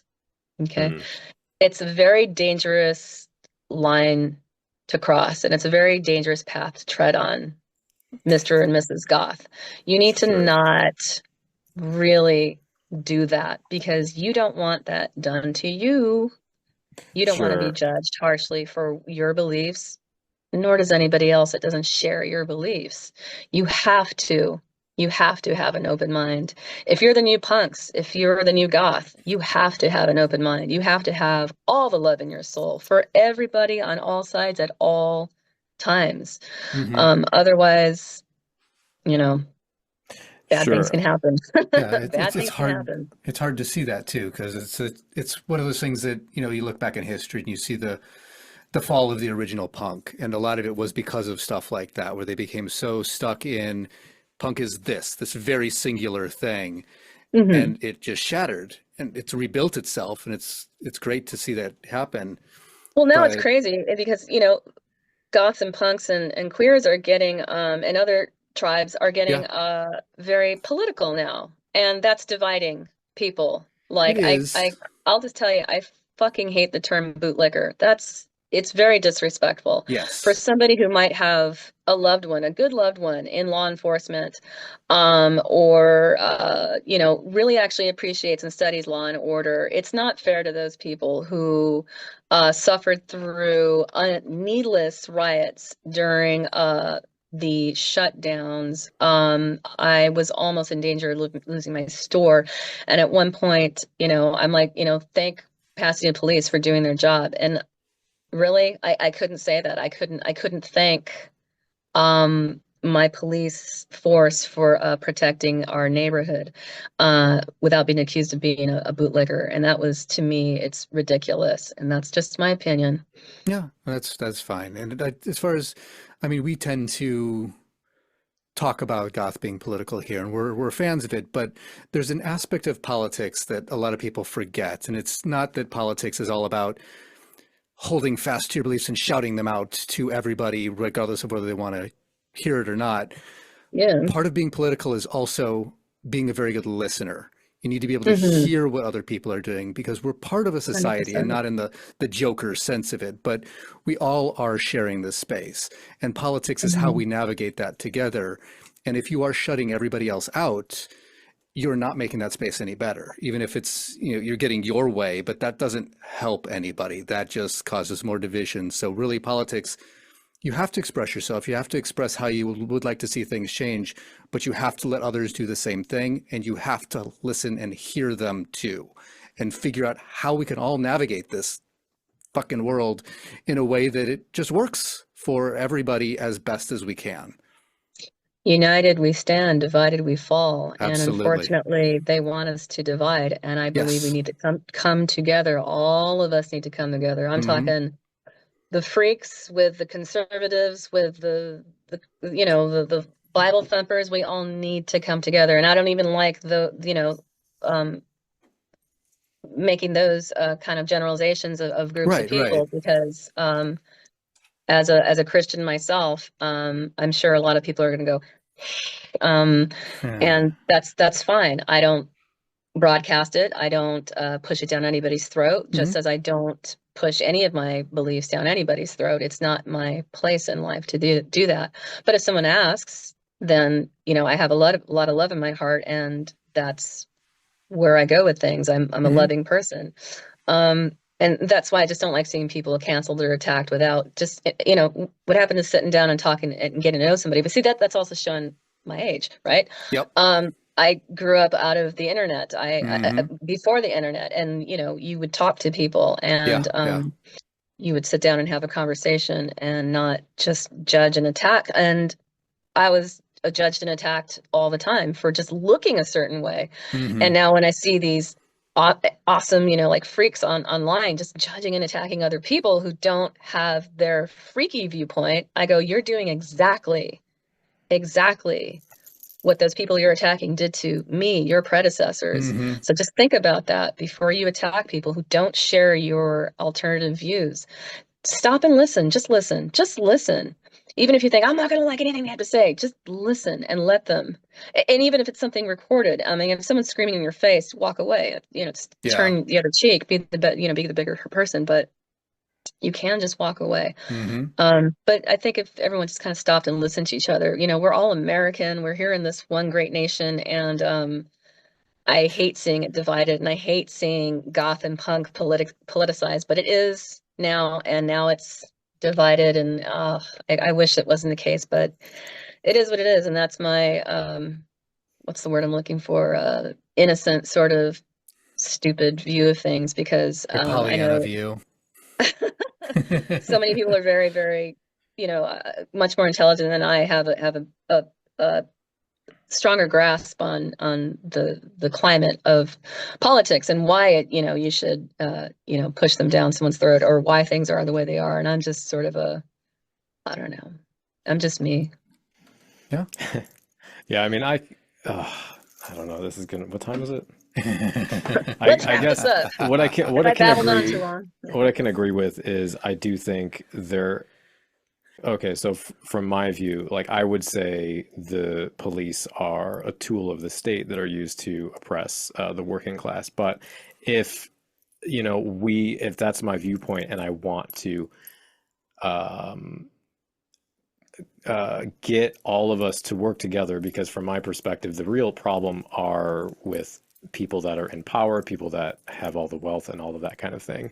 Hmm. And these sort of issues are used, in my view, by them to create these sort of tensions. I think a lot of us want the same thing, and the way things are politicized in certain ways creates fights and arguments and disagreements and broken families and things among the working class. And if your view is like my political view is this and yours is different than mine, like if you want to attain a goal, which I think the goal should be a community where everyone is lifting each other up, you have to be able to listen to and have a conversation. It's really easy to yell at people and sometimes people need to be yelled at. Like I will always yell at fascists or whatever, but the goal is to change most people's minds, or to come to some understanding, some conversation. And in that sense, I agree that like you have to be able to come to the table with somebody who has a different life experience and has different opinions, and not just be there to Hmm. prove that you are correct, or prove that somebody else is incorrect, but meet them on a human Yeah. level and Yeah. understand where somebody's coming from. And so I guess I'll probably leave it at that, or we're going to be talking about this for the next hour or Yeah. so. Yeah. I guess the way I always look at it is I don't want to dictate what society does. I want to seek out, discover why we all do what we do, why we all have the drives we are experiencing, or the lives that we're experiencing. I crave the why. And I think that's why I'm so passionate about trying to listen and trying to hear all the different voices, because I may disagree with you, Absolutely. but it's not about whether I agree or disagree with you. I want to know why you believe what you believe, because Yeah. that can inform my beliefs. I'm not Absolutely. so arrogant as to believe that I have all of the right answers. And if I stop Yeah. asking why, I calcify and start to believe that, Yeah. and then that gets nobody anywhere. Yeah. Yeah. Well, you Absolutely. can't change somebody's mind if you're not willing to come to the conversation and say, maybe I can also change my mind, right? Hmm. Yeah. You'll never Exactly. get anywhere. Yeah, and Um, your goal in life really shouldn't be about changing other people's minds, but No. rather just yeah. growing yourself. Yes. Yeah. Just I grow. agree. Grow Yeah. to be a good person. That's all. Just be a good Yeah. person. Do good for the community. Good Destroying food. is easy, building is Oh hard, yeah. and we Oh need to yeah. do the hard. Yes. Speaking of heart, Agreed. no, that's a terrible segue. Never mind. But it's a very cemetery Veronika, confessions kind of. can you let us know where people can find you online and your various projects and that kind of thing before we wrap up? Well, I would say babastis.com, but that's kind of become a bit of It's a a monument. pro yeah, it's a bit of a graveyard. Yeah. I'm on social media. I'm very active on Instagram, MeowMeowz _Pasadena. Mhm. Um, I really don't have a personal Veronika. So I have, well, okay, Facebook, I have a zillion Facebook. So you can find me at Veronika Sorrow Facebook. It's Veronika with a K. And MeowMeowz Facebook. There's a Facebook page for Chaste. There's a Facebook page for Untoward Children, which we didn't really get into.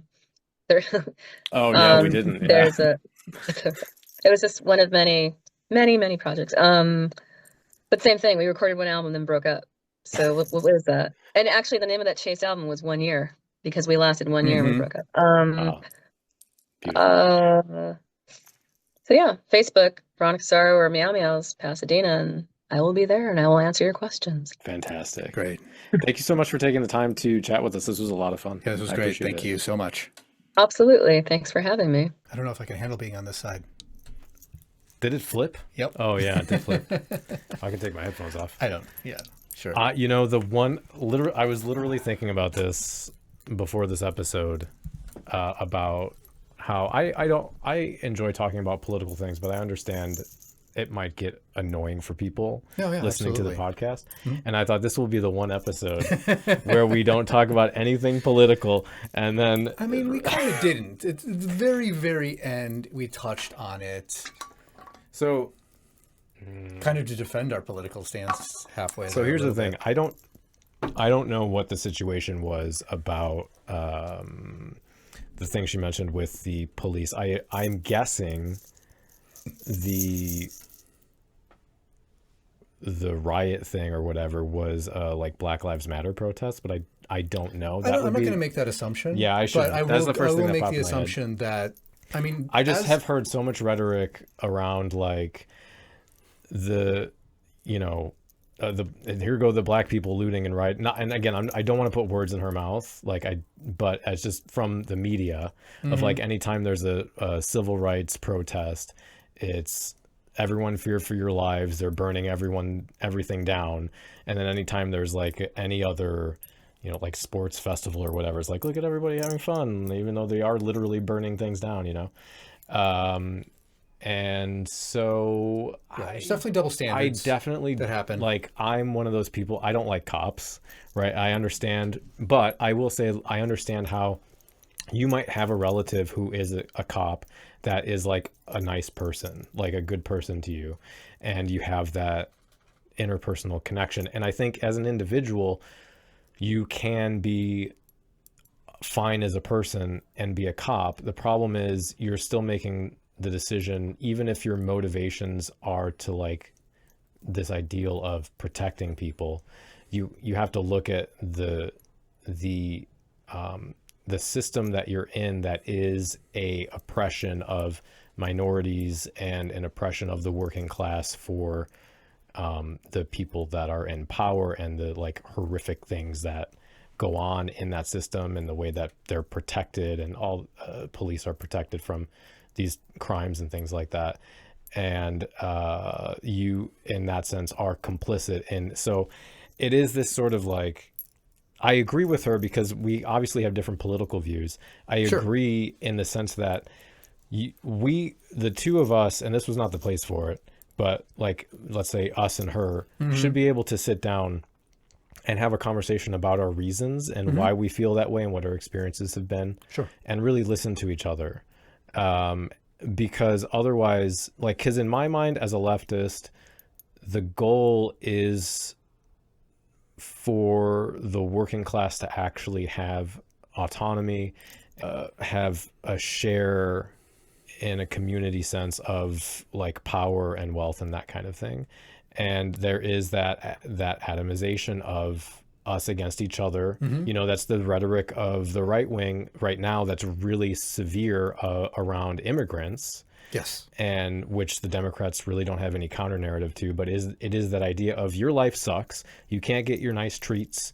You can't go and get your, you know, dollar meal at McDonald's. You can't buy your groceries. You can't whatever. And the reason is because these scary brown people are coming over the border. And if we just kill all of them, then everything will be better. When really the reason isn't that at all.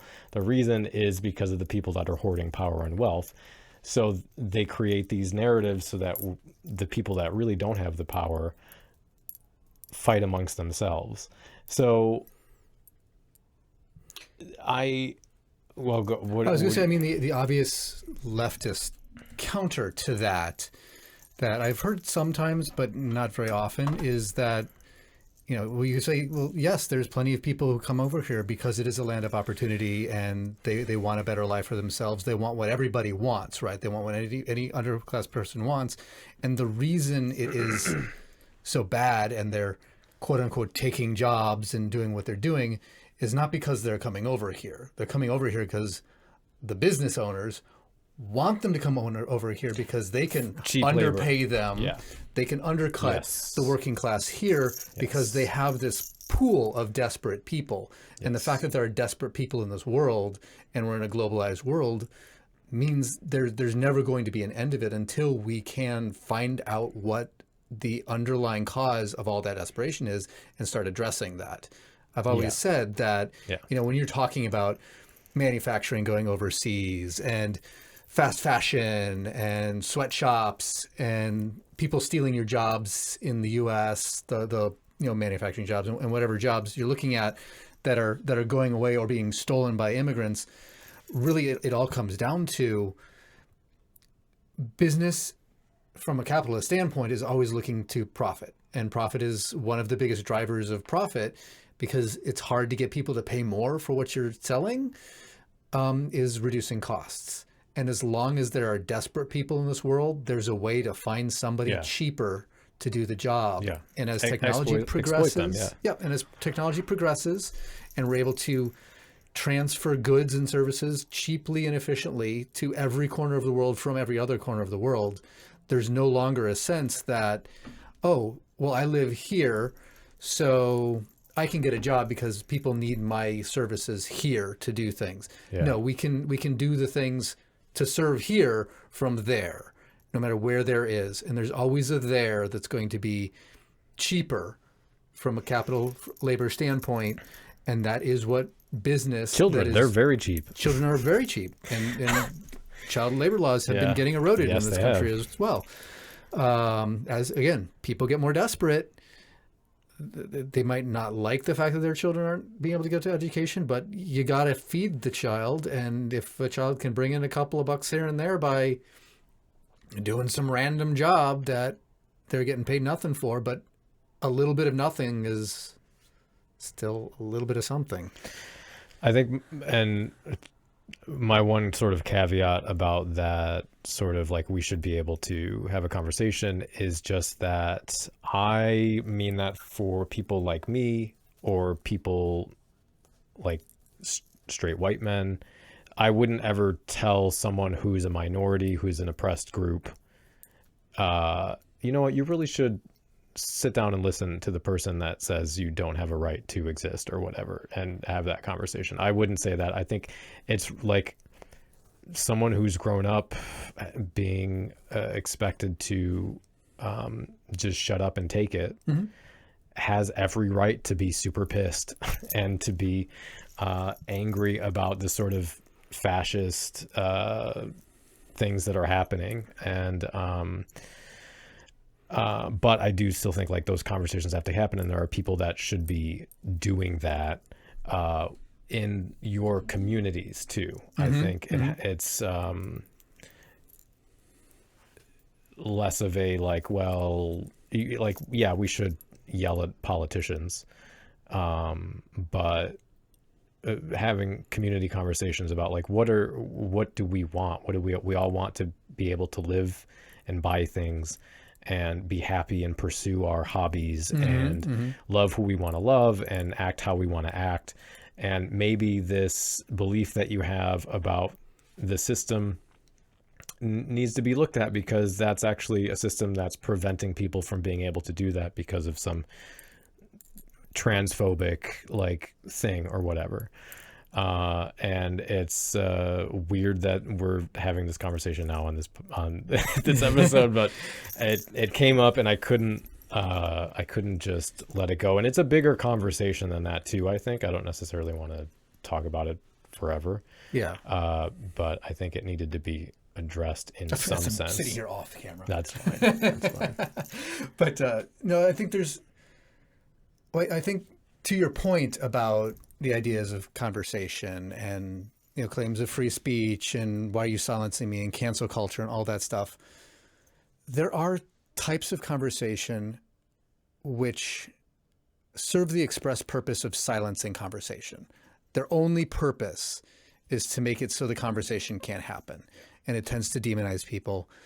Right now, maybe the right's a little bit more guilty of that, but both sides are guilty of that. And I'm not going to play a whole both sides game right now, but a lot of people, if they're in a place of their own power, they're going to, when you're in a place that you're comfortable and in a place of your own power, it makes sense to want to shut down conversation that threatens to change that, regardless of which side you're on. But to have a true conversation, it needs to be a conversation that spurs more conversation. Anytime you have conversation that is meant to stop conversation, whether it's the time isn't right, we can't discuss this now, it's too soon, that sort of bullshit that happens around tragic events, some of the cancel culture type stuff too, which, is not a new thing, has been going on both sides for millennia. I do like Natalie's just shutting down conversation. ContraPoints video on cancel culture, even though I'm I know you lukewarm on her. I do like her cancel culture video. Yeah. I guess you can't see progress, which I guess is, when you're a conservative, you're not looking for progress. That's the definition of conservative versus progressive. But if you're unhappy with the world as it is, which I think all sides are unhappy with the world as it is to some degree, they have an idealized wherever, an idealized future, idealized past, but whatever it is, a lot of people just don't like the now. If you want to change the now, you have to be having conversations and you have to be speaking in ways that further the continuance of that conversation, the continuance of that speech, because otherwise you're not going anywhere, because you just have the oxen are pulling in opposite directions and the cart goes nowhere. And right. Microphone went over there. I will say though that I don't think we should just be giving platforms to fascists and that kind of thing. That idea of let's put it into let's have the marketplace of ideas where we have a conversation. But it's like, if your idea is I want an ethno state, no, you don't. I don't think you have a right to that kind of thing, other than to say, here's why you're a racist piece of shit, and your argument is I don't even think you should have to have the argument. You're implicitly dehumanizing people. And in my mind, cops as an institution are a fascist institution. So I don't know. I can't not say that on this podcast, just to make it clear how I feel. But I mean, that's why I was talking about speech that silences speech and conversation right. that stops conversation. It's not about platforming. It's not about anybody can say anything they want, the marketplace of ideas, because that's bullshit. Because what tends to happen in that, the open-minded paradox, right, is, you're so open-minded and free to let everybody do it that you get drowned out by people who just want to be loud and angry. Yeah. And that's where it ends. That's why you have to push back against people who are trying to silence people. And that is, like I said, it's a problem on both sides historically. It's a little bit more on the left, a little bit more on the right currently. But that's, again, it's oftentimes the side that is feeling threatened that tends to want to do that a little bit more than the side that is kind of on the rise. But it's very hard to say in today's climate that's so divided and so kind of even currently, unfortunately, which is why, again, we're not moving it depends anywhere. what you mean by left and right anyway, because some people will think There's Democrat not a is the left that. And it's not, and then liberals will have their own view. I would say Democrats are centrists more than anything, but anyway. I'm going to title this episode "An Interview with Veronika," and we also get canceled again. I don't know. I wasn't even prepared to talk about this, so I feel like there could be a much more stimulating conversation here if I thought. I did want to address a little bit about the police thing too, because I'm of multiple minds with the police. I mostly agree with you on a lot of things. The problem with police is that, I mean, to to defend and to serve and protect. I mean, that's the whole idealist aspect of that. The problem is serving and protecting. There's nothing about serving and protecting that's about change. Serving and protecting is always going to be about the status quo. Yeah. That is what serving and protecting is. So even the good, positive side of police, and I think it is a good and important thing, is the serve and protect. That's always going to be about a status quo. And if you're somebody who is not served by the status quo, you're not protected under the status quo, then the police are not going to be helping you, because you are, by your very nature, even if it's not really true, but to some degree, you are automatically a threat to that serve and protect, because it is defending the status quo. And that's one of the huge struggles in a democracy, or any sort of consensus-based government that's not a top-down dictatorial structure. It is bottom-up. And bottom-up can only work when you're having people who are trying to figure out how to live together, how to change such that everybody gets a little bit of what they want without letting any one individual group get too much, and then it flips to this top-down authoritarian, autocratic, fascist system. But the police are in that unenviable position that their job is to look at the stuff that's already on the books, laws, regulations, whatever, whether they were rightly put there, whether they were systemic racism based. Their job is to defend that. And as a populace, as a part of a ostensibly democratic society, our job is to some degree, go through the system and change those laws so that the police can be serving and protecting everybody more equitably. But the police can't do that on their own. And so they're in a really bad position. And yes, there are so many examples of police who take that whole, oh, but I'm a tough guy with a gun. I don't think and it's I'm just in power. individuals, though. And that's just people. People given power. You need to be a very, very pure and noble person to be given power and use it wisely for everybody you come in contact with. It's a struggle for anybody given any sort of control and power to not fall into the trap of there's abusing all these it. Celebrity scandals going on right now, like P. Diddy and everything. Yeah, you give people power. Neil Gaiman. Yeah. To get more into our subcultural. I think what is, I can't think of the term, people who are pro not having police. Is it abolitionism? Is it not abolitionism? There's a term, I mean, to some degree, that's anarchists, but I don't think that's where you're going. No, there's a movement. Is no law, no public order to some degree, and that's a world that police can't effectively exist in. But I know you're thinking of something else. I'm not sure. I know. Anyway, I don't. I think they have a lot of very good arguments. I don't necessarily think there should be no police.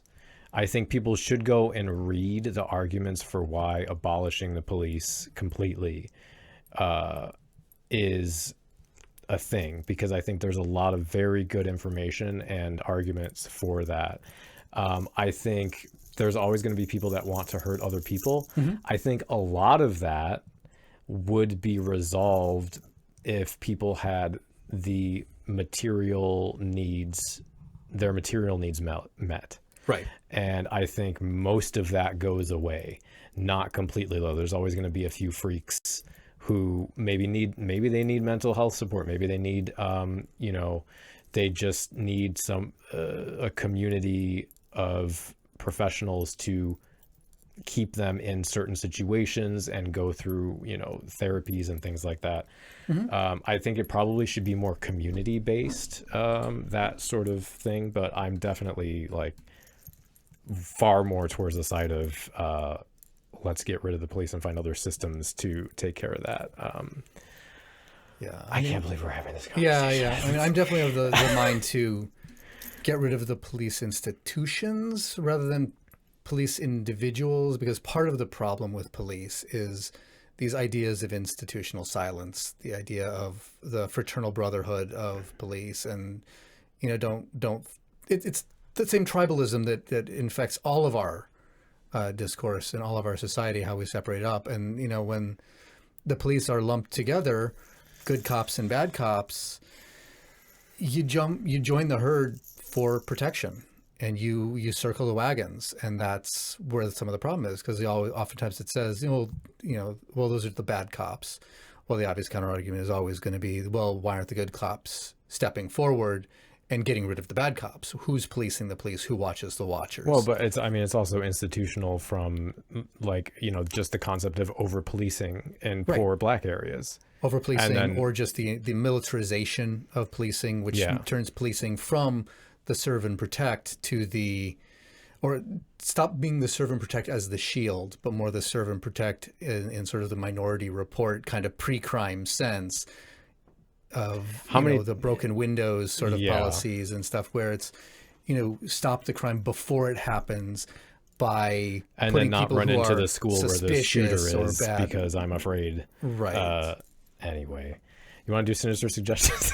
Sure. Hey, I don't have any go support us on particularly, Patreon, because I have a feeling everyone is canceling their subscription right now. I did have a sinister suggestion, a couple of them. I have to look at the episode numbers. So there was we have a technical. That was an excellent episode. Yeah. Episode 525.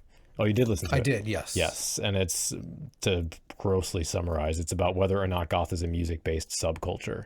And really fun conversation. Cemetery Confessions came up a couple times. But that's not why it's fun. No, it's just right, nice. It's not. It is. It's nice to hear two very smart guys who are primarily invested in talking about industrial. They talk about their thing. Their thing, yeah. Their thing is important. Our thing. It is our thing. It is all of our thing. I would definitely check out that. And then also I wanted to mention, I've really been enjoying Dropout TV, which I don't know if you know about that. I'm not familiar with Dropout It's TV. another streaming service, but it's basically the I think you people mentioned from College Humor. Yeah. We showed watched us some stuff. Yeah, you showed us some stuff. I've seen video clips of that improv comedy show that you were showing us last time we were over here, the whole group. Sarah and I have been watching a long play of, it's not D&D, I can't remember the name of the system, but it's called Never Stop Blowing Up, and it's basically, the idea is it's the most ridiculous 80s action movie you can think of on like cocaine. So it's like people punching helicopters so hard Crank. they explode, or crazy shit like that. It's Crank, but like dialed up even. That is so much fun. There's a lot of good content on there that if you have room for a subscription service, video service, I would definitely check that out.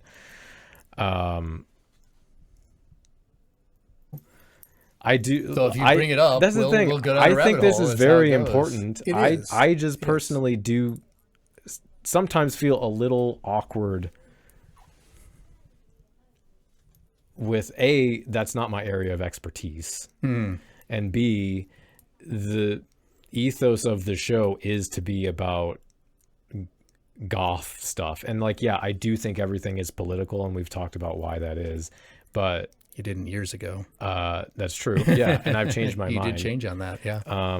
But I can understand also why somebody might say, like, I just want to hear stories about goth stuff, and I do want to do that, which is what I thought this episode was going to be. And then she had to go and ruin it.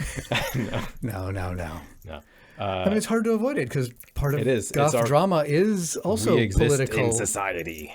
Right. I mean, goth drama is also political. It's political within the scene. Yeah. And it's about who runs what clubs and what kind of music gets played and who's in, and who has control, who's in, who's out, Yeah. Who's let in, who needs to wear certain clothing, who needs to toe certain lines. I mean, it's within the subculture.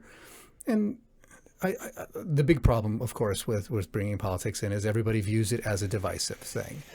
And that's why I do always want to make it a constructive thing. If you don't say the thing that I want you to say, then I'm mad. Get out of here. Yeah. But yeah.